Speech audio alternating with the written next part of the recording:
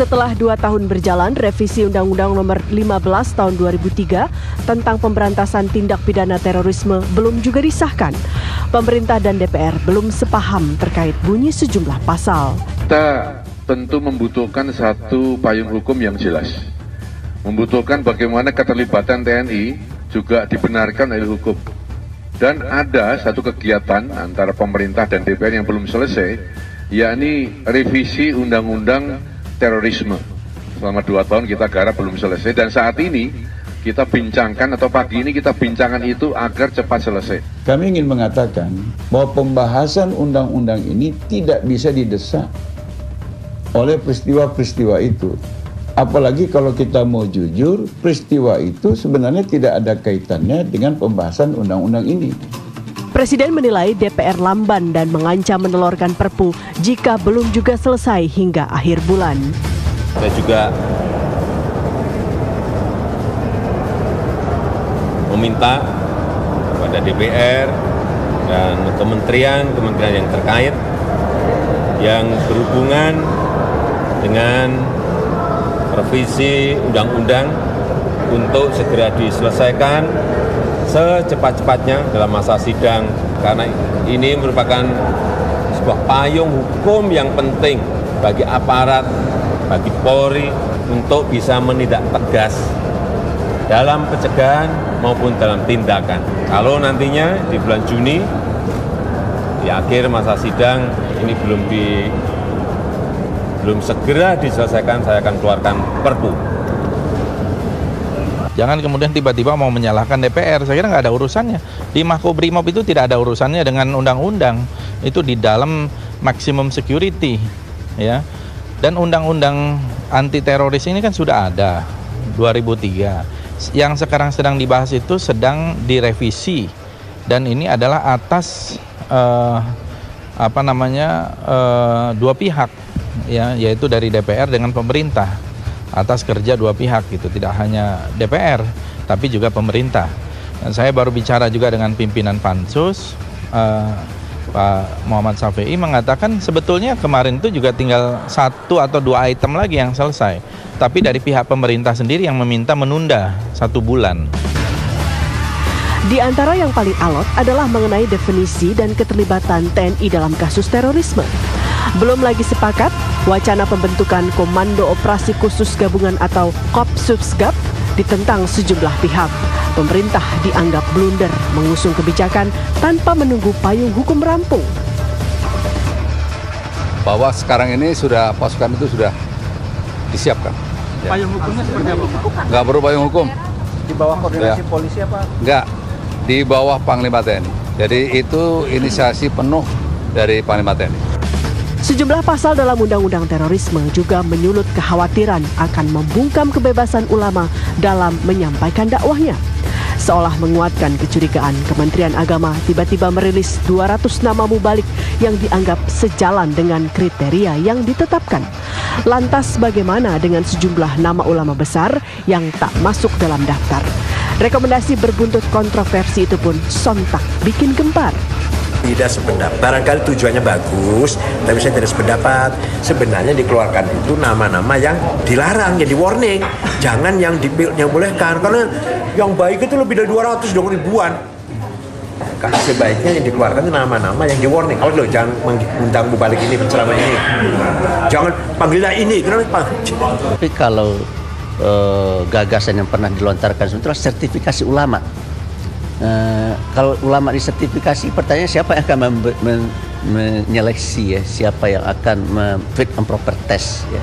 Saya rasa agak ruwet, ya, dan wajar saja akan mengundang masalah. Intinya adalah bahwa rilis itu dikeluarkan dalam rangka untuk menjawab sejumlah pertanyaan dari masyarakat yang begitu banyak menanyakan kepada Kementerian Agama terkait dengan penceramah-penceramah apa saja yang bisa untuk berceramah di sejumlah musola, masjid, dan tempat-tempat pengajian yang lain. Kami di Kementerian Agama meminta masukan kepada sejumlah ormas Islam, kepada sejumlah tokoh-tokoh ulama kita, termasuk juga sejumlah masjid-masjid besar yang ada di tanah air ini. Lalu kemudian kita mendapatkan nama-nama itu. Yang harus menjadi catatan bagi kita semua adalah bahwa ini adalah rilis yang pertama dan bukan satu-satunya. Artinya di kemudian hari akan muncul lagi, mudah-mudahan sesuai dengan masukan yang kami terima dari tokoh-tokoh ulama, dari ormas Islam dan lain sebagainya. Menunggu revisi Undang-Undang Terorisme disahkan, benarkah ulama di Litsus Kementerian Agama?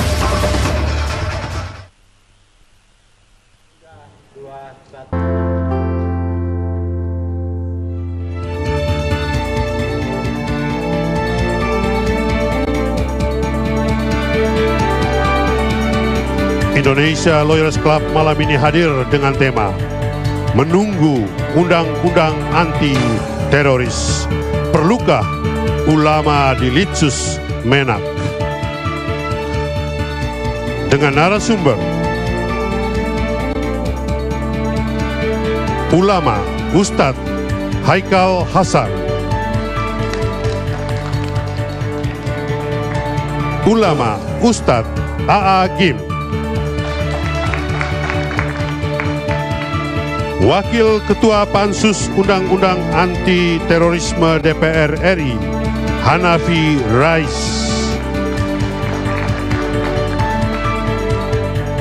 Ketua Pansus Undang-Undang Anti Terorisme DPR RI, Raden Muhammad Safi'i. Ketua MPR RI, Zulkifli Hasan. Mantan Panglima TNI Jenderal Purnawirawan TNI Gatot Nurmantio, Guru Besar Ilmu Politik Universitas Pertahanan Prof. Salim Haji Said,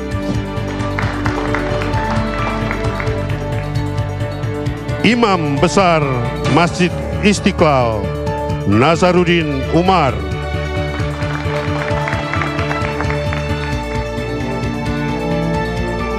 Gubernur Lemhanas Agus Wijoyo,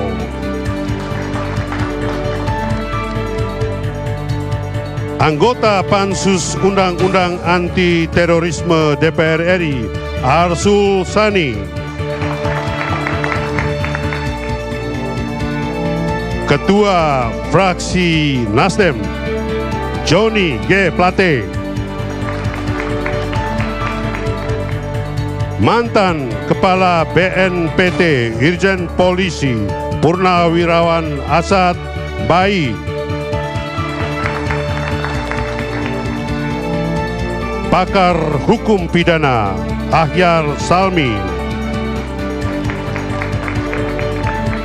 budayawan Ridwan Saidi,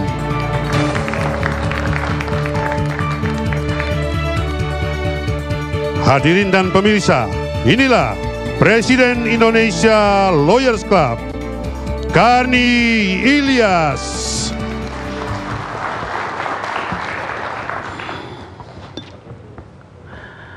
Pemirsa, kita bertemu kembali malam ini di bulan Ramadan ini dalam episode menunggu undang-undang anti teroris. Perlukah ulama di Litsus Menteri Agama? Sebelum saya jelasin diskusi kita malam ini, aplaus dulu untuk Budi Cilo yang mendendangkan lagu Yang Terlupakan ciptaan Iwan Fals. Agak mirip-mirip udah dengan Iwan Fals tadi. Pemirsa, sebenarnya kita merencanakan diskusi ini undang-undang anti teroris awalnya. Tapi di minggu ini umat Islam terkejut karena ada 200 ulama yang dinyatakan atau dibikin daftarnya dianggap sesuai dengan kriteria dari Menteri Agama.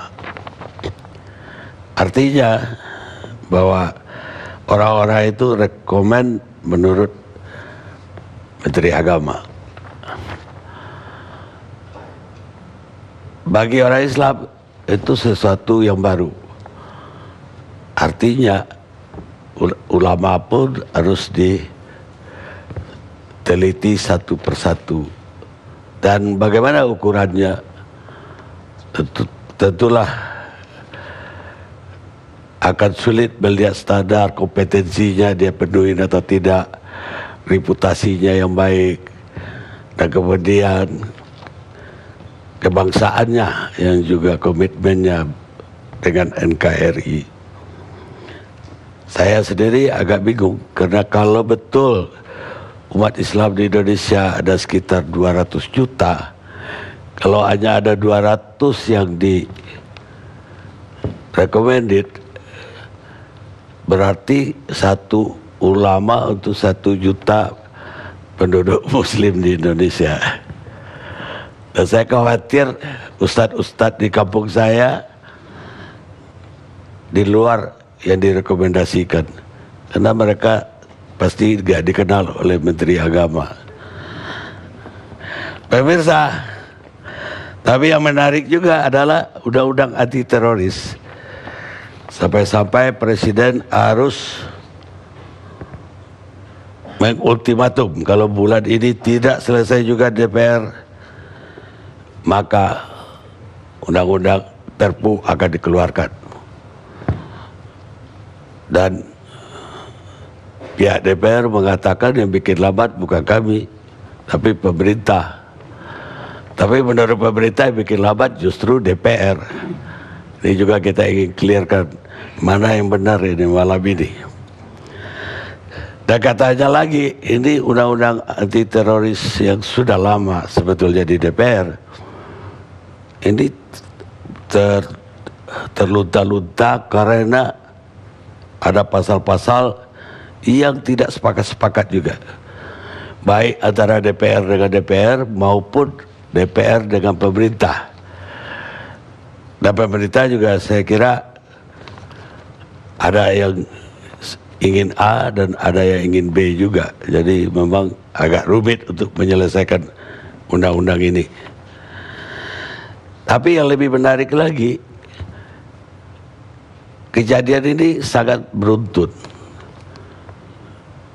Pertama, ada larangan bahwa ceramah agama dikaitkan dengan politik.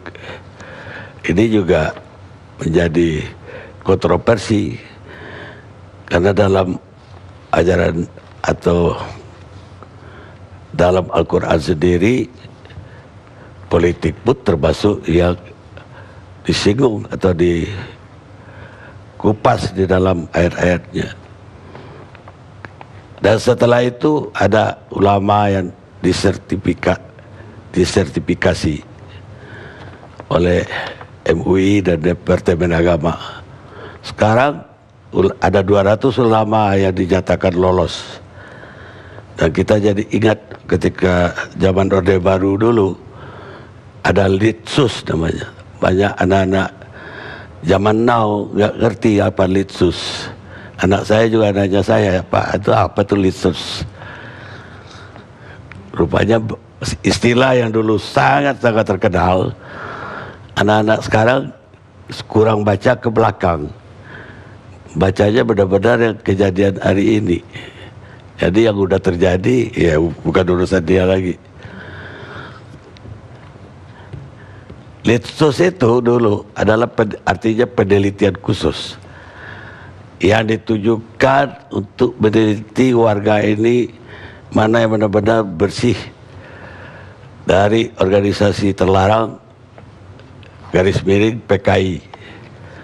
Dan Litsus ini sangat menentukan untuk masuk jadi pegawai negeri, apalagi menjadi anggota TNI atau Polri, bahkan untuk yang jabatan-jabatan publik umumnya juga harus lulus Litsus. Dan itu ada yang lulus sedikit di tingkat kabupaten, ada yang harus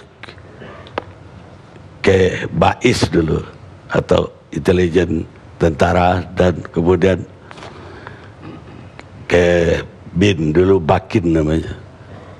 Sangat terkenal dan sangat menakutkan Litsus.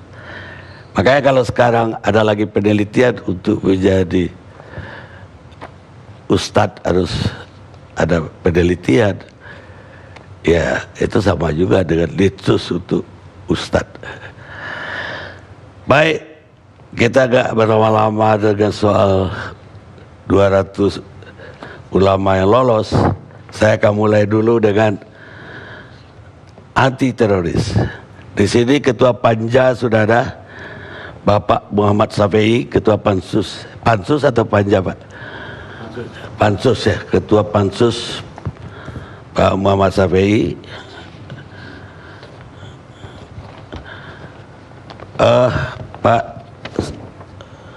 Pak Ketua, itu sejak kapan sih RUU itu masuk di DPR? Kalau data yang kami punya, Februari 2016 usulan revisi dari pemerintah, April 2016 pemilihan dan penetapan pimpinan Pansus, 27 April 2016 raker pertama Pansus dengan pemerintah, Mei sampai Agustus RDPU kunjungan daerah, 24 Agustus penyerahan DIM ke pemerintah, awal Oktober 2016 sampai sekarang berarti hampir 2 tahun pembahasan, Bang Karni. Pertanyaannya, apa yang paling prinsipil sampai 2 tahun pembahasan? Ini kan cuma revisi, harusnya kan lebih gampang nih. Ya. Jadi begini Bang Karni, sebenarnya kalau kita hanya tinggal mensyahkan apa yang diajukan pemerintah, karena ini kan undang-undang inisiatif pemerintah, maka pasti itu pembahasannya tidak lama. Tetapi kan waktu itu Pansus sepakat bahwa ternyata isi dari RUU yang diajukan pemerintah itu lebih pada penambahan kewenangan dalam penindakan. Pansus berpendapat janganlah undang-undang ini sama seperti undang-undang sebelumnya yang hanya merespon kejadian yang sudah ada. Hendaknya undang-undang ini sedemikian rupa bisa mengantisipasi peristiwa-peristiwa teror ke depan, pencegahan dan juga pemulihan korban. Karena itu muncul pasal-pasal baru yang sama sekali tidak masuk dalam RUU yang diajukan oleh pemerintah. Yang memunculkan ini DPR atau pemerintah? Sama-sama. Sama-sama. Perlu saya informasikan, di dalam Pansus tindak pidana pemberantasan terorisme ini terbangun kesepahaman antara pemerintah dengan DPR itu tidak ada faksi. Karena kita membahas kepentingan bangsa dan negara, maka mari kita hasilkan apa yang terbaik. Karena itu ketika muncul klausula yang baru yang belum diajukan dalam RUU yang disampaikan pemerintah ke DPR, pemerintah tentu butuh waktu untuk meredaksional dari klausula yang baru itu. Jadi kalau pemerintah sampai lebih 15 kali meminta penundaan, kami tidak menganggap itu dia melalaikan pembahasan. Tapi karena memang dia harus memiliki waktu untuk mengkonsolidasi internal pemerintah, menyusun redaksional dari klausula-klausula yang baru itu. Dan setelah redaksi itu selesai dan dipresentasikan di Pansus, kan ini juga masih perlu argumentasi pemerintah dengan DPR. Ini yang kemudian menyebabkan undang-undang itu menjadi lama. Saya bisa tunjukkan misalnya, kalau konstruksi yang diberikan pemerintah itu lebih pada penindakan belaka, kemudian pembahasan menjadi berkembang. Pertama ada pencegahan. Pencegahan ini mulai dari kesiapsiagaan nasional, kemudian kontraradikalisasi, kemudian ada deradikalisasi, kemudian ada penindakan. Penindakan yang diajukan pemerintah masuk semua.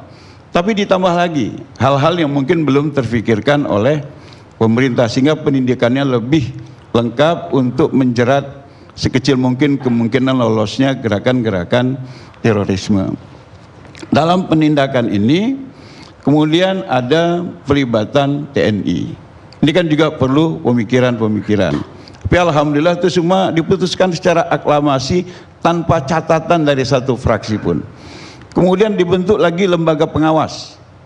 Jadi operasional BNPT dan Densus ke depan, walaupun secara fungsional Komisi 3 dan Komisi 1 memiliki kewenangan untuk mengawasi operasi mereka, tapi ini dibentuk spesifik ya dari anggota Komisi 3 dan Komisi 1 yang akan ikut, misalnya seperti peristiwa bom di Makobrimob, ini akan ikut serta kepada Densus, lembaga pengawas ini, untuk investigasi di lapangan seperti itu.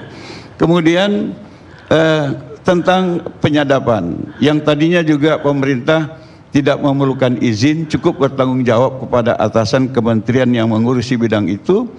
Di sini perlu mendapat izin dari pengadilan, walaupun kemudian bila dalam keadaan terpaksa bisa dilakukan penyadapan terlebih dahulu, tapi selanjutnya minta izin kepada pemerintah.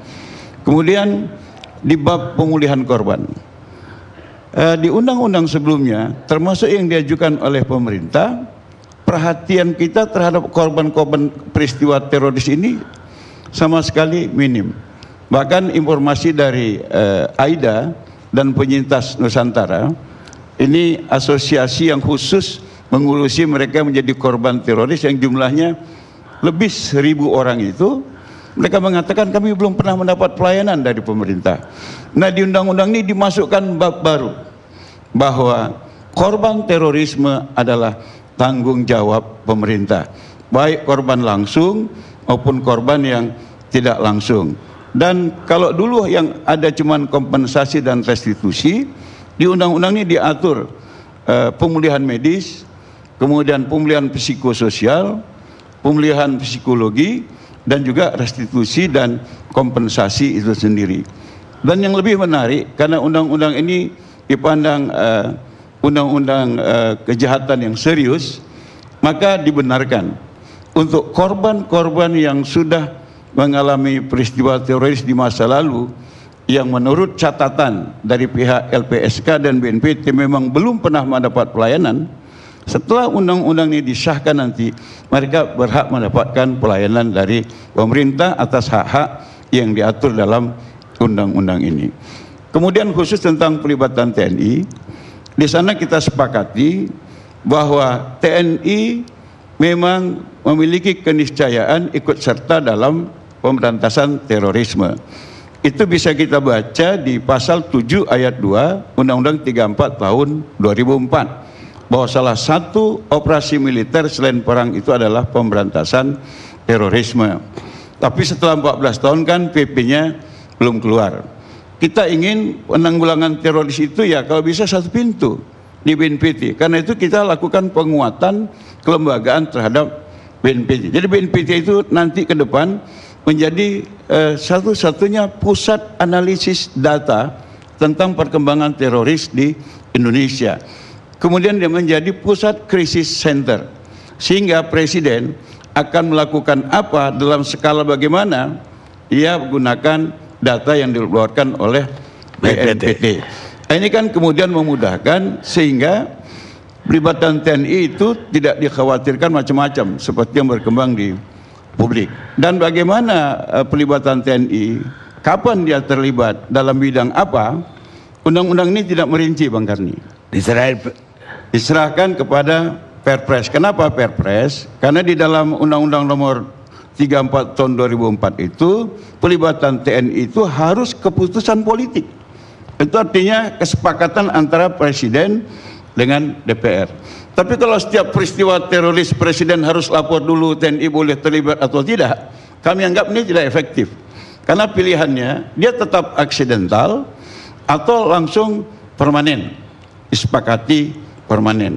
Makanya dalam penyusunan Perpres ini Presiden harus berkonsultasi dengan DPR dan harus sudah selesai itu setahun setelah undang-undang ini disahkan, dan rujukannya itu hanya Undang-Undang 34 tahun 2004 tentang TNI dan Undang-Undang tentang Ketahanan Nasional, kalau saya nggak salah Undang-Undang nomor 3 tahun 2002. Jadi pembahasan-pembahasan yang kemudian berkembang dari usulan awal yang dikirimkan pemerintah ke DPR, itulah yang menjadi sebab pembahasannya menjadi panjang. Ya, jadi pembahasan panjang itu hoak. Kalau ada yang mengatakan yang membuat lambat DPR itu hoak. Kami malah ya bukan itu memberi kesempatan. Yang penting sekarang katanya ada definisi yang berbeda. Apa poin-poin yang menjadi ganjalan? Ya, saya ingin informasikan bahwa undang-undang ini sudah selesai 99,9%. Ya Pak Arsul ya, 99,9%. Tinggal satu poin di pasal 1 tentang ketentuan umum, yaitu apa? Definisi. Kenapa definisi ini perlu? Karena kita memahami seperti ini Bang Karni, di negara hukum sejatinya aparat negara itu tidak memiliki kewenangan apapun kecuali yang diamanahkan oleh hukum.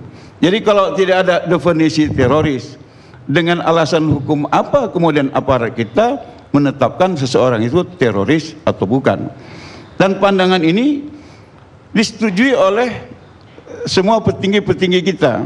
Kita punya surat Panglima TNI, baik Pak Gatot maupun Pak Hadi, kemudian surat dari Menteri Pertahanan RI, Pak Riamizat Riyakudu, surat Menko Polhukam RI, surat Kapolri, dan usulan dari Profesor Muladi, yang kalau kita ambil kontennya, kira-kira isinya ada tindak kejahatan, kemudian ada ketakutan massal atau teror massal, ketiga atau bisa menimbulkan korban, atau merusak objek vital yang strategis dengan motif ideologi yang mengancam keamanan negara dengan tujuan politik. Sebenarnya itu yang nggak disetujui pemerintah. Itu padahal menjadi rumusan yang diajukan oleh petinggi-petinggi pemerintah yang terlibat dalam penyusunan undang-undang ini. Lalu kalau kemudian di pembahasan awal malah pemerintah nggak setuju dengan definisi, kita heran. Yang saya dengar yang nggak disetujui itu soal harus berhubungan dengan politik tadi. Jadi bagi pemerintah cukup menimbulkan ketakutan bagi masyarakat masif, itu perbuatan itu adalah perbuatan teror. Ya, yang ingin saya sampaikan, ketika pemerintah minta waktu untuk menyusun redaksional, tapi dengan guidance ini, pimpinan-pimpinan pemerintah ini, kita akan berharap kontennya paling tidak memenuhi rukun yang ada di rumusan dari pimpinan-pimpinan nasional kita ini. Tapi ketika dipresentasikan, yang hilang yaitu tujuan politik dan ancaman terhadap keamanan negara. Lalu kita bertanya, apa yang membedakan antara kriminal biasa dengan kriminal teroris? Saya kasih contoh. Ada seorang yang memang berlabel teroris, kemudian dia melakukan kejahatan pidana. Apa misalnya? Apakah tidak bayar hutang? Saya kira itu bukan teroris, itu pidana. Tapi ada juga macam anak di Amerika, dia kesel mungkin dengan kepala sekolahnya, pulang ambil senjata, dia tembak, mati 10 orang Bang Karni. Itu juga bukan teroris. Lalu mana pembedanya? Dia tidak motif, dia tidak punya motif, dia tidak punya tujuan, itu karena kesel aja. Apa yang berlabel teroris tadi melakukan tidak bayar hutang itu mungkin persoalan-persoalan yang lain.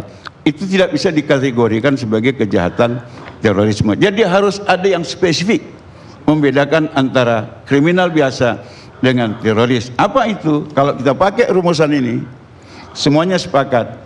Ada ancaman terhadap keamanan negara dan ada tujuan politik.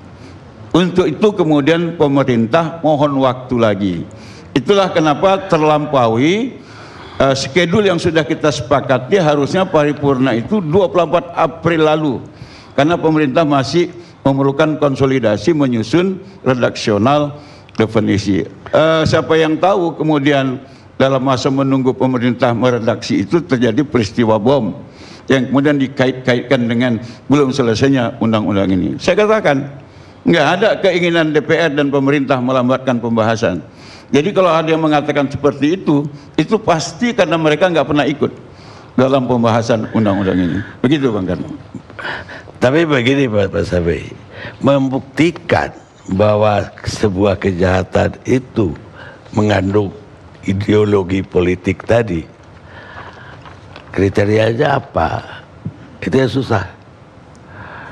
Tapi kalau sampai mengancam negara itu udah kelihatan. Tapi kalau sampai diminta itu harus dibuktikan unsur ideologi di sana, itu yang susah. Bang Karni, kita kan sewaktu masih di Pansus, sebelum Panja, sebelum Timus, itu kan juga mengundang mantan-mantan teroris juga. Malah sebagai trigger mereka melakukan gerakan itu karena menurut mereka ada perbedaan ideologi. Kemudian kita baca gerakan-gerakan teroris yang ada di dunia. Lalu pertanyaannya, gerakan teroris mana di dunia yang tidak punya tujuan politik?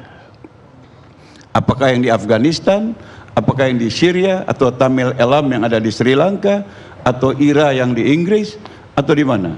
Saya kira tidak bisa disebut dia gerakan teroris kalau tidak punya tujuan politik. Itu hanya kejahatan kriminal biasa. Baik, tadi apalagi yang menjadi, tapi bagaimana rumusan akhir dari itu? Katanya sudah disepakati hari-hari ini. Atau besok rapatnya Bang Karni. Jadi selain definisi semuanya sudah clear. Makanya saya bilang undang-undang ini sudah. Apa definisi yang diajukan DPR untuk ini terakhir? Yang diajukan DPR tidak jauh beda dengan disampaikan pemerintah, kecuali ada di dalamnya tentang ancaman terhadap keamanan negara dan tujuan politik. Itu saja yang berbeda.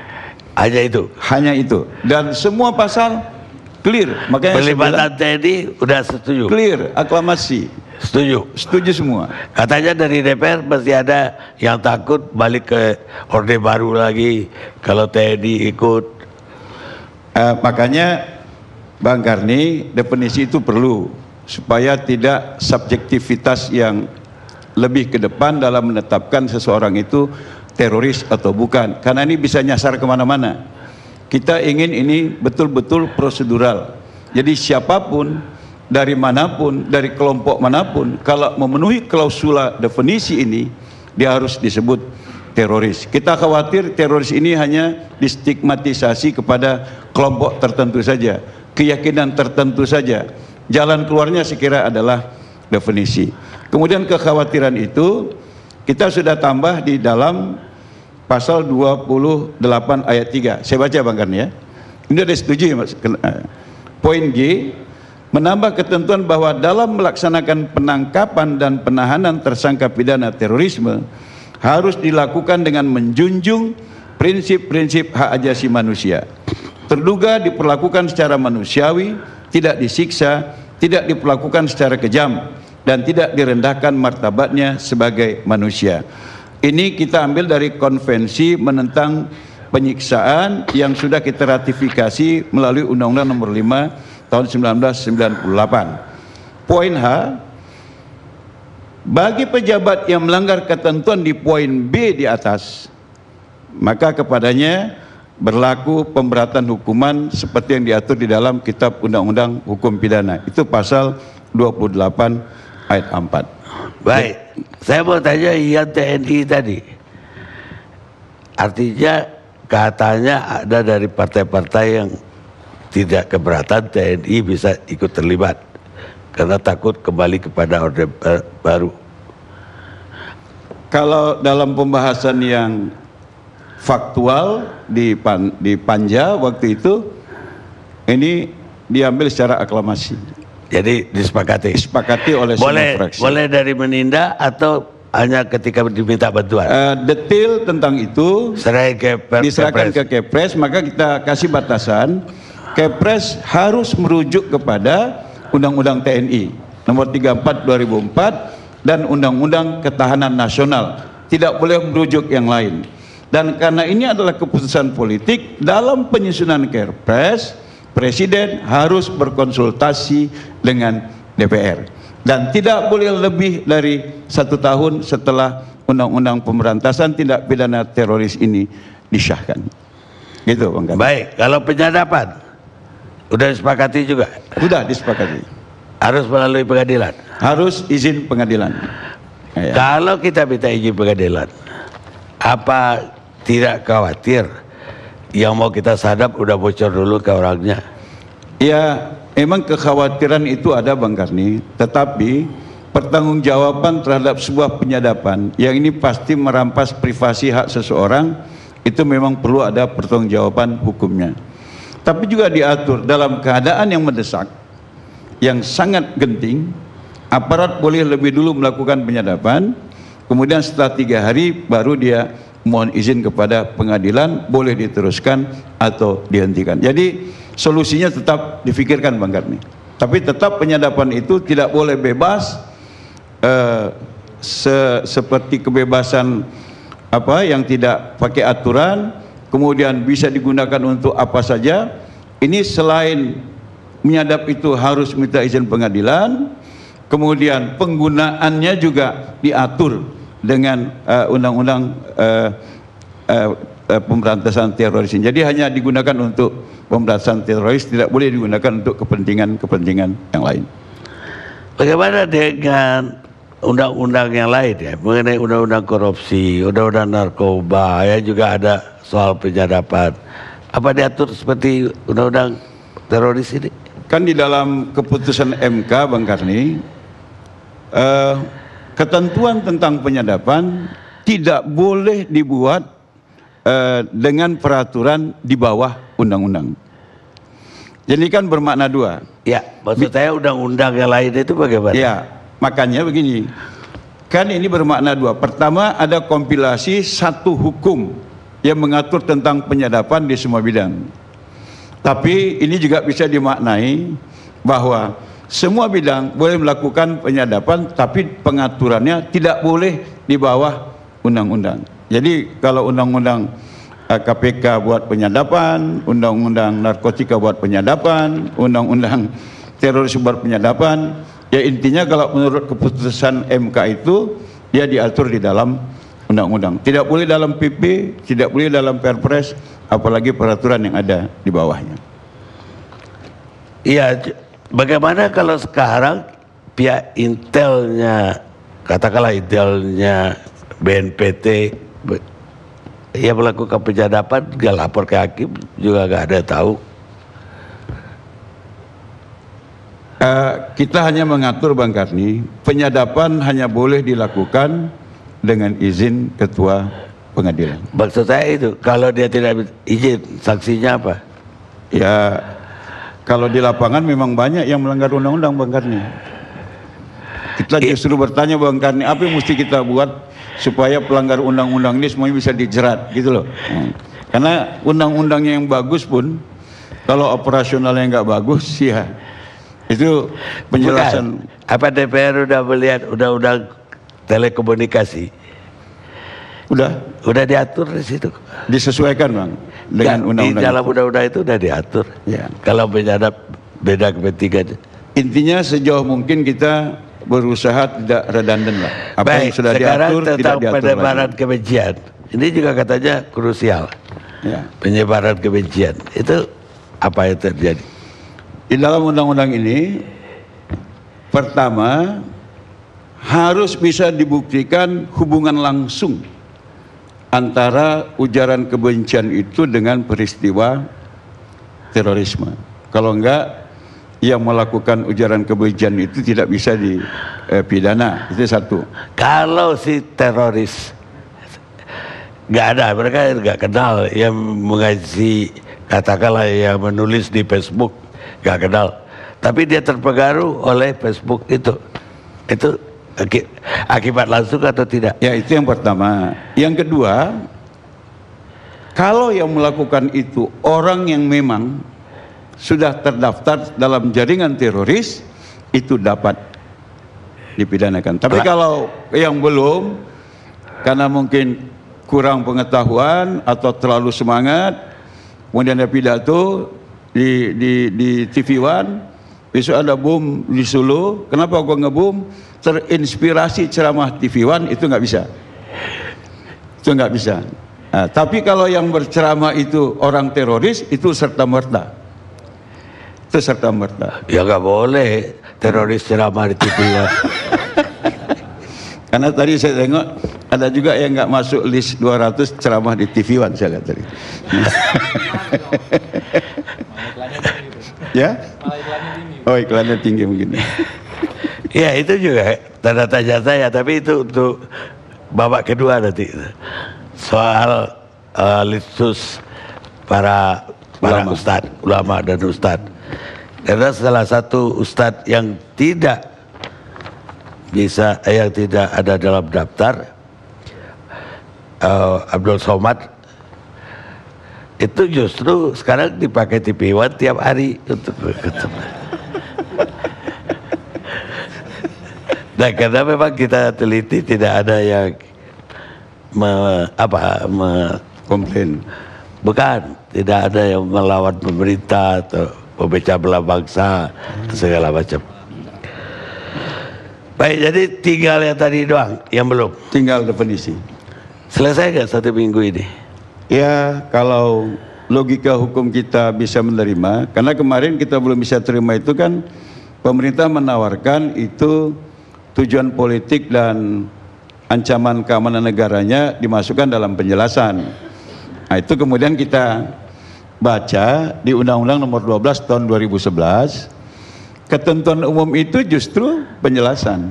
Maka tidak boleh lagi diberi penjelasan. Ini saya baca, Bang. Di lampiran 2 Undang-Undang Nomor 12 Tahun 2011, angka 107, karena batasan pengertian atau definisi, singkatan atau akronim berfungsi untuk menjelaskan makna suatu kata atau istilah, maka batasan pengertian atau definisi, singkatan atau akronim tidak perlu diberi penjelasan. Dan karena itu harus dirumuskan dengan lengkap dan jelas sehingga tidak menimbulkan pengertian ganda. Jadi kalau ada keinginan menjelaskan frasa ancaman keamanan negara dan tujuan politik di penjelasan, itu justru melanggar undang-undang, Bang Karni. Baik, tadi itu perbedaan pendapat itu apakah Gerindra, PKS dan PAN di satu pihak dan partai-partai lain di luar itu katanya berbeda pendapat dengan Gerindra? Kalau dalam fakta persidangan, kayaknya logika hukum kami sama, Bang Karni. Jadi yang jadi perdebatan apa kalau logika sama? Pemerintah. Dengan pemerintah. Dengan pemerintah. Jadi kompak nih. Kompak, Bang Karni. Baik, kita rehat sejenak.